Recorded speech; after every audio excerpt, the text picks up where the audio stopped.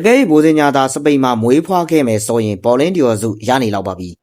ကျွန်တော်ရဲ့ရင်ထဲမှာအာဂျင်တီးနားရဲ့ဂိုးပေါက်ကန်သွင်းမှုတွေကိုကာကွယ်ပေးခဲ့တဲ့ကာဘိုဘာဒီအသင်းရဲ့ကိုယ်စားကြီးဘိုးစင်ညာရဲ့လက်စွမ်းတွေကိုအခုထိမျက်လုံးထဲကမထွက်သေးပါဘူးစပိန်နဲ့ပွဲစဉ်မှာကလေးကဒီကောင်းကြီးကဘာလဲဟာဆိုပြီးတော့သတိစတင်ပြီးတော့ထားမိလာခဲ့တယ်ဒါပေမဲ့ကောင်းရုံမီကစားသမားပါကွာဆိုပြီးတော့တမန်ကာရှန်ကာတွေးပြီးတော့လွတ်ပေးထားလိုက်မိတယ်ဒါပေမဲ့တကယ်ကြဘိုးစင်ညာကတာမန်ကစားသမားတစ်ယောက်မဟုတ်ခဲ့ဘူးဆိုတာအာဂျင်တီးနားနဲ့ပွဲစဉ်အထိမြင်တွေ့ခဲ့ရပါတယ်ကမ္ဘာအကောင်းဆုံးကစားသမားလီယိုနယ်မက်ဆီရဲ့ကန်သွန်းချက်တွေကိုဂိုးမဝင်အောင်9ချိန်ထက်မနည်းကာကွယ်ပေးနိုင်ခဲ့တဲ့လက်စွမ်းဒီစွမ်းဆောင်ရည်မျိုးကတော်တော်လေးကိုကြက်သိမ်းထားစရာကောင်းလုံးနေပါလေ။တရားတကူကဘာစီလိုနာရီယယ်မက်ဒရစ်အသင်းရဲ့ကင်းနောက်တွေကိုပြီးတော့တို့အသင်းရဲ့ CEO တွေကကင်းနောက်တွေကိုချိန်မောင်းနေကြမှာတော့အမှန်ပါပဲ။အမေတို့ကောင်တွေအသင်းရဲ့လာစာကို free time ယူနေရပဲ။ကိတ်ပါတီမှာဒီလိုကစားသမားမျိုးဒီလိုကိုသမားမျိုးလွန်ခဲ့တဲ့9နှစ်ကလေးကပါလို့မတွေ့ခဲ့ရတာလဲဆိုပြီးပြောဆိုမှာဖြစ်တယ်လို့သူသာကိတ်ပါတီမှာမမွေးဖွားခဲ့ပဲသို့မဟုတ်ကိတ်ပါတီအသင်းမှာကိုစားပြုမကစားခဲ့ပဲစပိန်ကလပ်အသင်းတစ်သင်းမှာကစားခဲ့မယ်ဆိုရင်သူ့ရဲ့လက်စွမ်းတွေကြောင့်